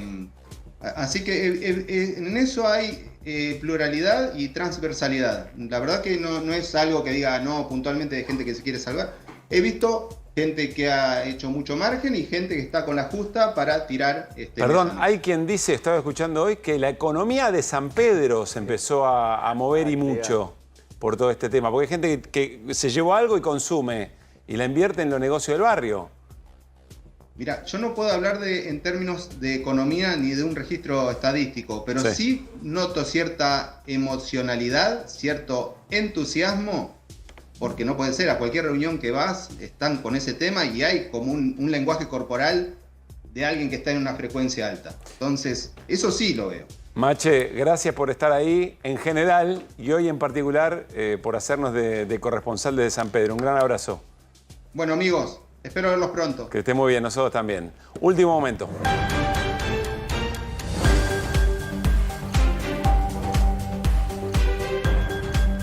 Último momento tiene que ver con el conflicto universitario. Nos cuenta Pablo Ibáñez.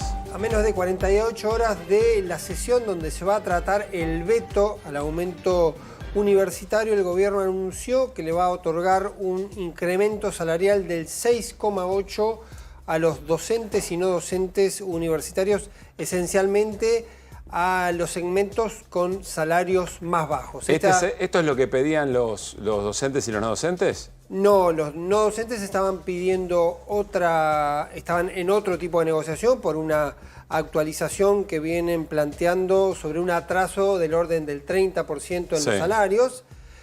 Había existido ya esta oferta del 5,8%. Que como dice el título del comunicado, el gremio lo rechazó. Ya lo había rechazado y ahora decidió el gobierno, como suele ocurrir en medidas similares, un aumento unilateral. Habrá que ver si esto calma. No parece la porque ya fue rechazado. ¿Y entonces para qué lo hace el gobierno? Pero es una lectura, hay que leerlo en clave de la negociación con el PRO. El PRO hoy, en una reunión que encabezó Mauricio Macri desde el exterior, un Zoom con gobernadores y legisladores, decidió acompañar finalmente la postura del gobierno en cuanto al rechazo al veto, pero puso una serie el veto, acompaña el veto. Rechazo al veto, claro. Acompaña el veto. De sostener el veto efectivamente. Y habían puesto una serie de condiciones, entre ellos considerar la demanda de los docentes, y el gobierno termina haciendo una especie de concesión en este sentido, quizá para terminar de darle solidez al apoyo del PRO, que deberá manifestarse en los votos el día miércoles. ¿Cómo está el poroteo, Pablo? Hoy hubo una reunión también del bloque del PRO por la tarde, haciendo un conteo. Están calculando que va a haber aproximadamente 34 votos del PRO acompañando a los votos de La Libertad Avanza. Hay algunos del espectro oficialista, como Oscar Sago, que están de viaje, por lo tanto no van a estar. Se está hablando aproximadamente de un número del orden de los 41, por lo tanto está cerca de los 80 votos. Si se le suma a esto los radicales, que en su momento ya votaron a favor del veto a los jubilados, está muy cerca, no de los 87 posiblemente, pero de un número por encima de los 80. Con un número por encima de los 80 empieza a jugar cuánto logra en todo caso el espacio opositor. Claro. Y ahí, porque como decimos siempre, cada voto a favor del veto requiere dos votos en contra del veto. Por lo tanto, cada vez que suma un voto el gobierno, tiene que hacer mucho más esfuerzo en la oposición para juntar los votos para rechazar el veto. Y hay que ver las ausencias, ¿no? Van a ser determinantes las ausencias, quienes no estén y que iban a votar originalmente. No vamos, llega Babi Echecopar para hacer Basta Babi. Gracias Ibáñez, chau Irina, abrazo Letcher.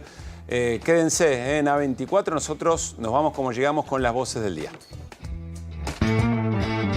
La posición que tuve antes, acompañar lo que nosotros acompañamos hace 2 meses atrás, el veto que ha fijado el presidente, porque es lo que hemos fijado antes. Los que realmente les interesa, felices, los recibo, les tratamos todo y demás. Lo otro es una puesta en escena, un show esencialmente del kirchnerismo. Yo trabajo como un perro, no voy a gastar un día haciéndole show al kirchnerismo. Es muy preocupante lo que está pasando con algunos hospitales y en medir la salud simplemente porque se gasta plata. Acá hay una responsabilidad del gobierno nacional, que es el garante último, según la Constitución, de la salud de los argentinos. A mí me molestó mucho la postura de él sobre la banca de la educación privada. Me parece que además de ser desacertada, contraría los intereses incluso de él, teniendo en cuenta que 6 de cada 10 trabajadores del mercado libre están formados en la universidad pública. Cuando defendí la cultura, la defendí, lo vuelvo a hacer, para mí es muy importante, para mí es un debate que hay que darlo, que para un país como Argentina, que tiene una historia enorme a nivel cultural, así como estoy de acuerdo con todo lo que está pasando con las universidades, que hay que apoyarlo, es muy importante. La verdad que un día para el otro cerrar un hospital nunca se ha visto en democracia. Hemos tenido grandes conflictos por hospitales que estaban terminados y no se abrían, pero cerrar un hospital abierto, un hospital que brinda salud mental, que tiene 700 trabajadores de la salud. Milay's worldview strikes me has about the same sophistication as that of an American high school graduate. Nosotros vamos a hacer lo mismo que hicimos con jubilaciones. A ver. Lo que hemos votado lo vamos a volver a ratificar en el marco de una insistencia si hay veto. Cuando vos aumentás a un grupo, entonces si nosotros aumentamos las universidades, después tenemos que aumentar a los residentes médicos, ¿correcto? Y después a los médicos y después a los empleados públicos. Entonces, digamos, no es que es esto únicamente, es un efecto cascada.